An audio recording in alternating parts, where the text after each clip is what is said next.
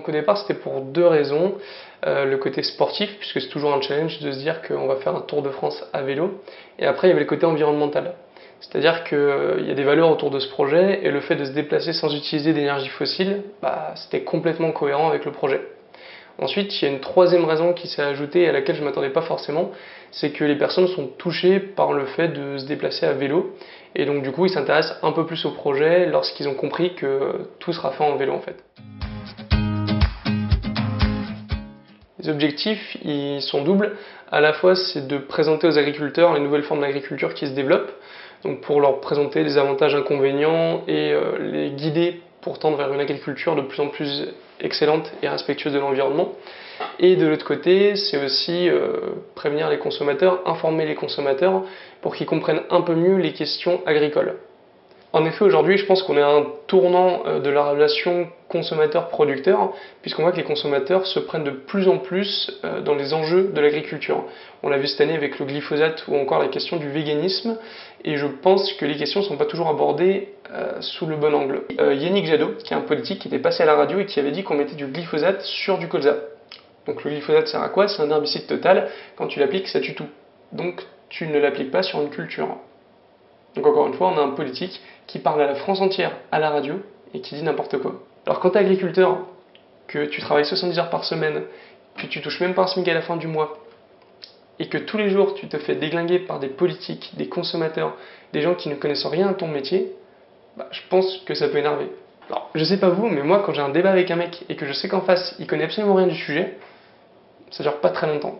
Donc l'idée c'est vraiment ça, c'est de renouer le lien entre producteurs et consommateurs, que d'un côté ils aient conscience que voilà, ils peuvent toujours tendre vers un modèle plus excellent, qu'il y a plein de choses, plein de dynamiques qui se créent en ce moment, et de l'autre côté que les consommateurs se disent non, l'agriculture c'est pas juste semer une plante et attendre qu'elle pousse, c'est beaucoup plus compliqué que ça, il y a beaucoup de techniques derrière.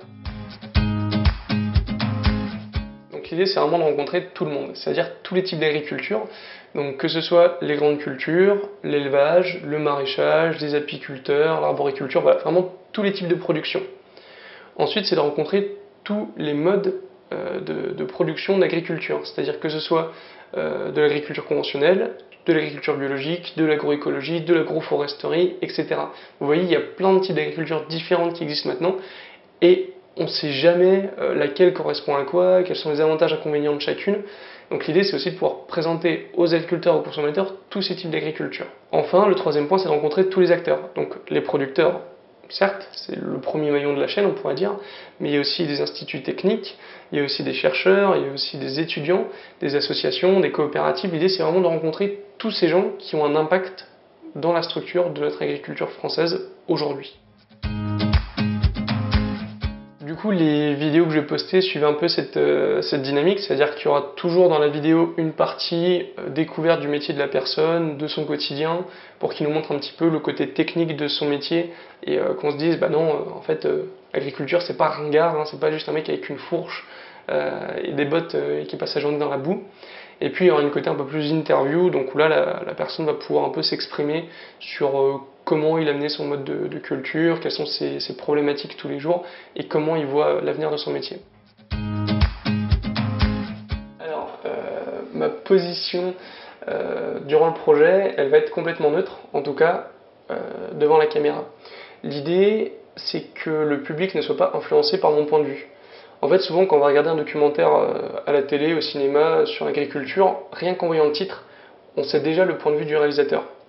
Et c'est très pervers parce qu'en fait, on regarde le truc en débranchant notre cerveau et on se dit c'est bon, je suis ce qu'il dit, je sais où il va, et j'aborde son point de vue. Et le truc, c'est qu'en fait, à la fin, on n'est pas du tout convaincu, parce qu'on a l'impression d'avoir été un peu manipulé par le réalisateur. L'idée là, c'est vraiment d'être neutre, de laisser les gens s'exprimer, pour que vous puissiez vous-même vous faire votre propre point de vue, et que du coup à la fin vous soyez convaincu par le point de vue que vous abordez, puisque c'est le vôtre et c'est pas celui que je vous aurais imposé. Donc pour l'organisation, j'ai d'abord cherché les contacts, donc soit je me suis aidé avec ma famille ou mes amis qui connaissaient des gens du coup qui pouvaient m'intéresser, ou tout simplement en regardant des documentaires, en lisant des articles, j'arrivais à choper le nom d'un mec qui semblait super intéressant, je recherchais un peu sur internet et j'avais soit son mail, soit son numéro et du coup je pouvais le contacter pour le trouver. Donc ensuite j'ai fait des demandes de subvention, du coup pour récupérer un peu d'argent et pouvoir acheter le matériel pour réaliser ce projet. Et ensuite, l'étape la plus longue, ça a été la préparation donc cet été. Donc d'abord, j'ai acheté tout le matériel, donc que ce soit le matériel pour filmer les vidéos ou pour le vélo en fait. Puis ensuite, j'ai fait une préparation sportive, on va dire que je me suis remis un petit peu au sport, puisqu'après 2 années en école d'ingénieur, j'avais un petit peu perdu de mes capacités physiques et sportives, on va dire. Et puis ensuite, j'ai profité aussi de l'été pour continuer à creuser sur les différents sujets agricoles, à lire des articles, à regarder des documentaires, à rencontrer des personnes. Et du coup, dans le cadre de ces recherches, j'ai pu participer à un super festival d'agroécologie qui s'appelle Paysage in Marciac. Donc du coup, pour vous parler rapidement de Paysage in Marciac, donc c'est un festival d'agroécologie. Donc l'agroécologie, on pourra voir pendant le voyage qu'est-ce que c'est précisément. Donc c'était super intéressant. Le matin, il y avait des balades, l'après-midi, c'était des débats, conférences, et le soir, c'était des projections de films documentaires.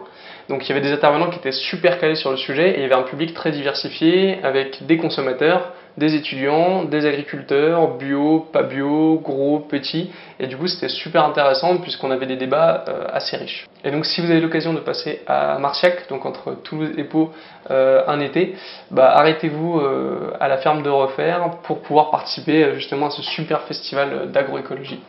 Et en plus ils font de la super bonne nourriture. Donc moi personnellement ce qui m'inquiète c'est l'état de notre agriculture aujourd'hui. On a des fermes qui sont de plus en plus grosses, les petites fermes elles n'arrivent pas à survivre parce que économiquement au niveau de leur trésorerie c'est de plus en plus limite parce que c'est de plus en plus compliqué, il y a de plus en plus de charges etc. etc. Et donc pour pouvoir survivre quand on a une ferme à taille humaine, à taille familiale, il faut maintenant se tourner vers de nouvelles formes d'agriculture, il faut devenir de plus en plus indépendant. Il faut réfléchir en fait à la façon de produire pour limiter l'impact des acteurs extérieurs sur sa ferme. Et donc j'ai vraiment envie de travailler là-dessus et de donner des clés de solution aux agriculteurs.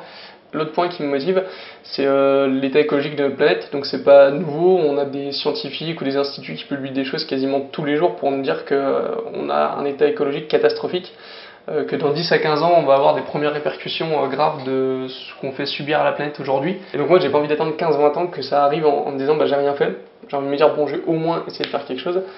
Donc c'est pas nouveau, hein, l'agriculture, on sait que ça pollue et que c'est un impact pour l'instant majoritairement négatif sur notre planète.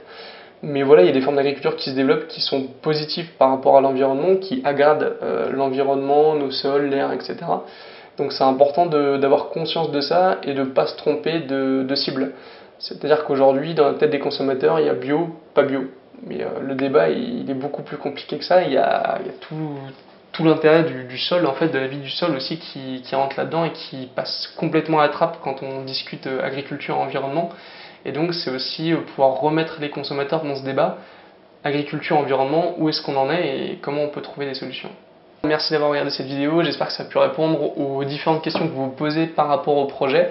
Maintenant, je vous donne rendez-vous dans quelques semaines pour la publication d'une vidéo où vous allez voir le point de vue en fait des étudiants de mon école sur les questions agricoles. On se retrouve bientôt le 16 septembre pour le départ. Donc pour ceux qui sont du côté de Châlons le week-end du 16 septembre, vous pouvez venir. Donc rendez-vous à 10 h à la ferme de mes parents, au 10 chemin de la Brosse à Châtenois-la-Royale.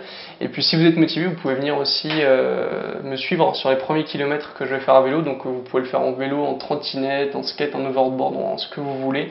Mais voilà, c'est juste l'idée de se dire qu'on part tous ensemble et que voilà, c'est pas un projet individuel, mais c'est le projet d'un collectif, quoi.